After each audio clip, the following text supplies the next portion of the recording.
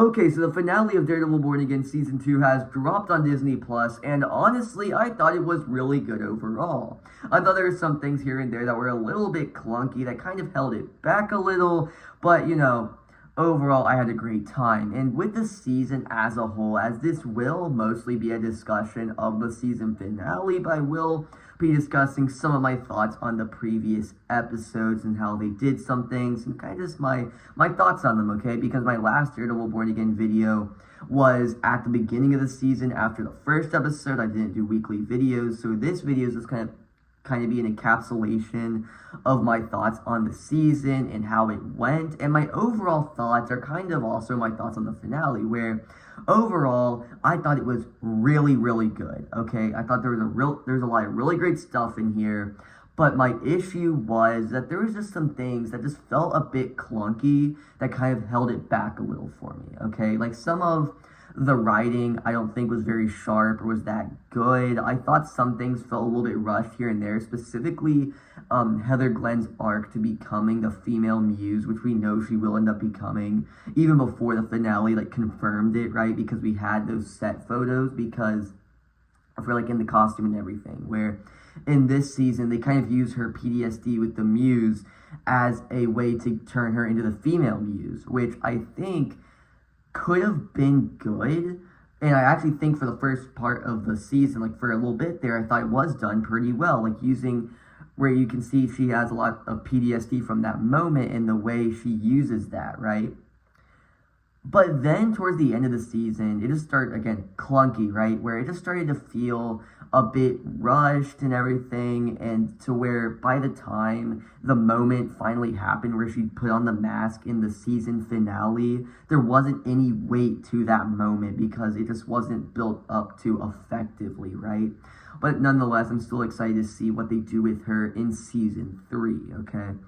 But something I thought was done brilliantly in this season was Wilson Fisk, right? Where I feel like we are seeing him at various different points emotionally within the season. We are seeing him at his most vulnerable, at his most brutal, and it's all those things, right? Where I say at his most brutal, where in the season finale, there is this amazing sequence where he breaks through the doors of the courtroom out into where all the people are, right? And then he just starts fucking crushing skulls left and right, beating the shit out of all of them. It had the same energy as, I saw somebody else mention this and it made me think of it. And I was like, yeah, that's true. It was in Rogue One at the end of the film where Darth Vader breaks into the hallway and starts killing all the rebels and stuff. It has the same energy as that, right? Where it's just Wilson Fisk, where he's bigger than anybody else in the room, anybody else in the area. So he's just picking up people, crushing them, beating the shit out of them. And it's an absolutely brutal and just awesome sequence, okay? And then when he finally breaks through all of them, he gets to where the steps are, and then people start coming up from there, and he just starts throwing them off the stairs like a story back down to the floor, and it's awesome. And then Daredevil, and then they actually get up to him and they start beating down on him, the people of New York start beating down on him, which I think is a pretty effective moment, right? Where over the course of the entire season, New York City is gradually getting more and more out of control. So then the city of New York coming together to beat down on Fisk, but then you had Matt come down and stop them, and then kind of talks down Fisk, I guess, which when I first saw the moment, it didn't really work for me. I was like, okay. So Fisk was just all going on this huge rampage, and now you have Matt over here talking him down. He ends up taking the deal to leave New York, and that's that. Which we know the set photos. He doesn't end up leaving New York for very long, but nonetheless, right? He's like, I think I'll take that deal. And then Matt's like, okay. But they have this interaction, right? And I think when I first saw it, I didn't really like it very much. I was like, oh, that's a bit clunky. It's whatever. But then the more I thought about the dialogue, the more I let it set in correlation and context with Fisk and Matt's dynamic and what we have had in this episode, it started to really work for me, okay? And I really liked that. And like I also said, we see him as most brutal there, but we also see Fisk at his most vulnerable, okay? Where, we saw him when Vanessa died, right? That was him at his most vulnerable, where he is just torn up pieces. His other half is gone and he doesn't know what to do, right? And even there's this really great moment where I believe it was Heather, right, asked him, "Are you okay, sir?"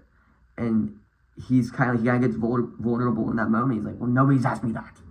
And he's like, it's just a nice moment, right, where we see him in this very vulnerable state, and we see even when he's in the hospital before Vanessa dies for a second time, right? She wakes up and starts asking him to recount the story of how they met and asks him for some kind of drink, okay?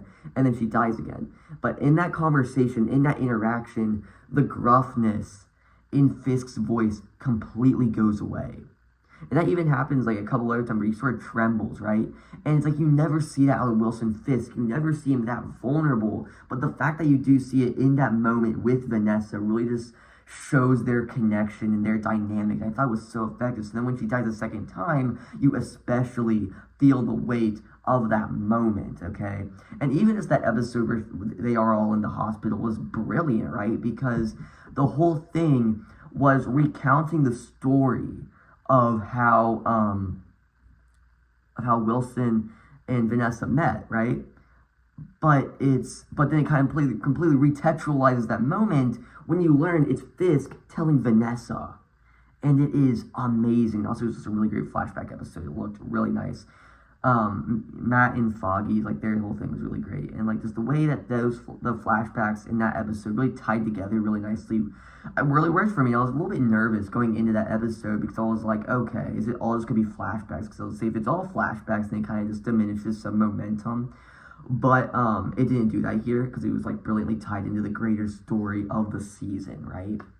And then you have the character of Poindexter, right, Bullseye, and done so well, where he's kind of going on this twisted redemption arc, right, where he believes by because he believes, right, so the anti-vigilante task force are going up against Daredevil. They're also going up against Bullseye. So in Bullseye's eyes, he's like, yo, so they're going up against Daredevil, and they're also going up against me. Then by killing the anti-vigilante task force, then like me and Daredevil are on the same team. Like, it's a lot more layered and complex than that, but that's just like a dumbed down version pretty much. So basically, right, he ends up killing Vanessa, which wouldn't have even happened if Wilson hadn't broke the glass and then went into Vanessa's head. And that was a crazy episode, like the boxing episode where like it's like the Fisk boxing match was awesome, absolutely amazing. Again, an example of seeing Fisk at his most brutal, right? But that it doesn't even compare to what he does in the finale. But nonetheless, we already talked about that. So then he kills Vanessa, and then he believes he's sort of redeemed, right? Redeemed by killing the anti-vigilante task force, helping Daredevil in that way, and also killing Vanessa. But then the next episode, we see a lot of really great interactions between Daredevil and Bullseye.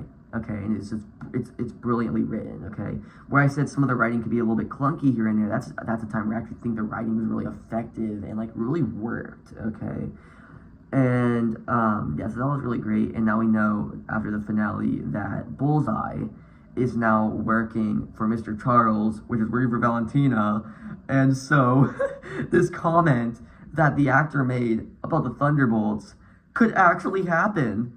Because the Thunderbolts are under Valentina, and Poindexter right now is under Valentina.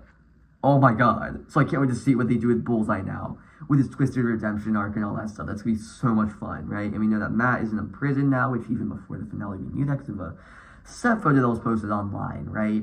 But, no, I'm excited for it.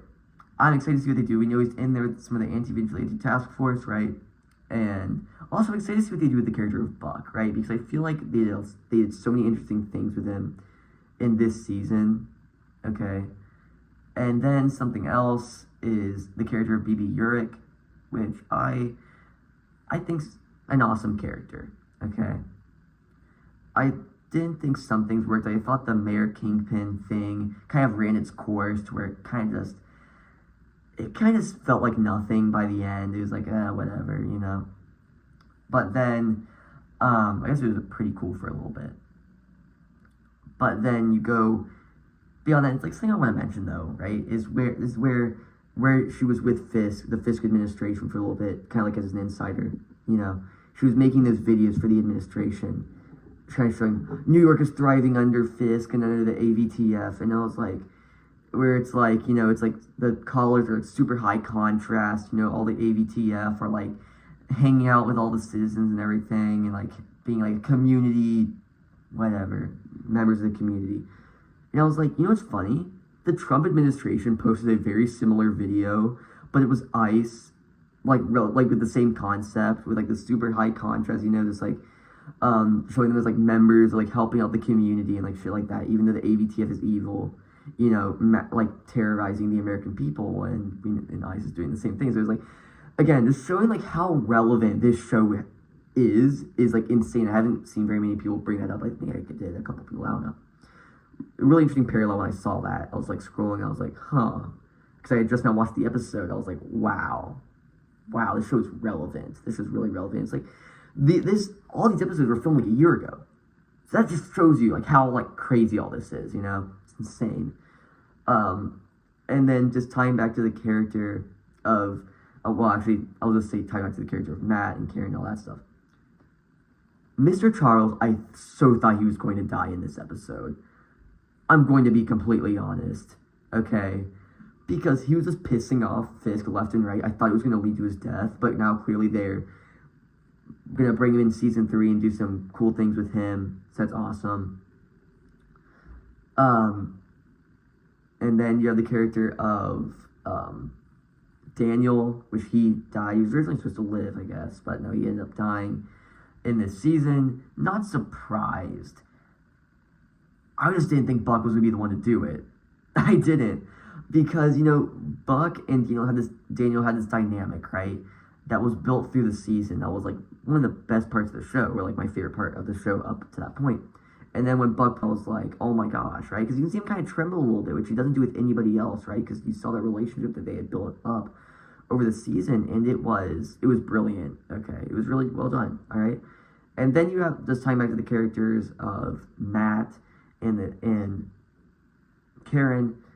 I thought Karen Page was, like, underutilized in the season. I thought she felt like more like a plot device than a character, you know, just used to get the plot moving, especially like in the last episode, where like the last couple episodes where she ended up getting arrested at the protest, right, and then got brought into the court case, right, or whatever, to the courtroom. So it was kind of used as a plot device too, and where Matt ended up revealing that he was Daredevil in front of everybody. But then it's tying back to that moment, right? That was so awesome, right? Just the courtroom sequence in that final episode, I think is the best thing in the entire season. I do. Maybe in the entire, I don't know. I actually like season 1 a bit better than season 2. That's a conversation for another day. Anyhow, so Matt revealed he's Daredevil, but getting there was so awesome. Where you have this very tense interaction in the courtroom between Matt and Fisk, and it is absolutely amazing. It is so much fun to watch because it's awesome. It's so well done. It just really shows how great the dynamic is between the two actors, right? And seeing them interact is such a gift. Okay, and it was awesome. The courtroom sequence was amazing. And then I was excited to see how this is all going to impact season 3 with him with Matt in prison and everything. And then the Daredevil action was fantastic. The action was great in this season. There's this really great action sequence where it was Daredevil and the Swordsman fighting the AVTF, right? And that was just such an awesome sequence because Jacques Duquesne is just such an awesome, underrated character in my opinion. And seeing their fighting styles just kind of mesh together in this sequence was really cool, okay? We also saw the return of Jones, right? I forgot what her first name was. And she was really great. It was cool to see her back.